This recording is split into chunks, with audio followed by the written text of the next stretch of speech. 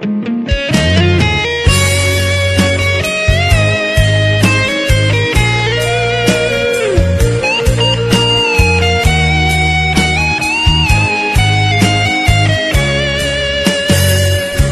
นหน้า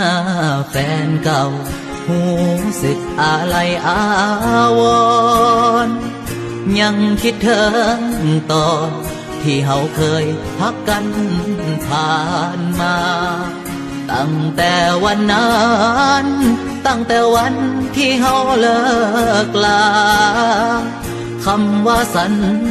ญามันยังฝังอยู่ในหัวใจความหลังครั้งเก่าก่อนเจ้าจะเดินแยกทางเฮาบ่เคยห่างก่อนเจ้าไปมีคนใหม่ยังมีคำถามที่ติดค้างอยู่ในหัวใจว่าย้อนเหตุใดคือเศร้าหักอ้ายไว้แท้นอ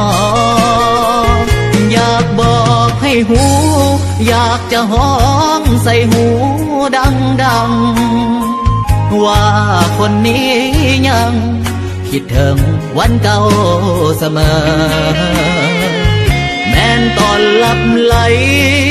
ก็ยังเฝ้าฝันละเมอหูเอาไว้เด้อว่ายังหักแต่เจ้า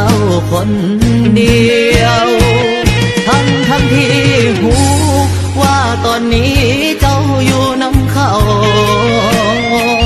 ความหลังสองเขาบ่อาจสิย้อนคืนหวนมาแต่ยังดึงดัน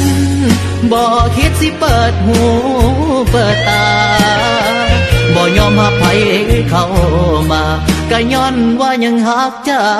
คนเดียว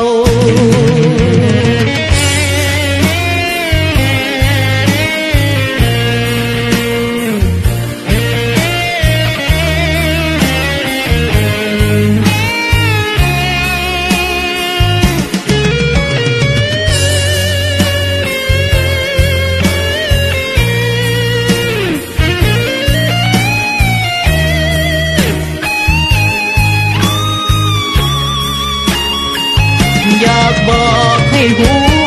อยากจะห้องใส่หูดังๆว่าคนนี้ยังคิดถึงวันเก่าเสมอแม้นตอนหลับไหลก็ยังเฝ้าฝันละเมอหูเอาไว้เด้อว่ายังหักแต่เจ้าคนเดียวทั้งที่หู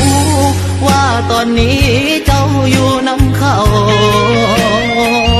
ความหลังสองเขาบ่อาจสิย้อนคืนหวนมาแต่ยังดึงดันบ่คิดสิเปิดหูเปิดตาบ่ยอมให้ไผเข้ามาก็ย้อนว่ายังหักเจ้าคนเดียวบ่ยอมให้ไผเข้ามาก็ย้อนว่ายังลืมเจ้าบ่ลง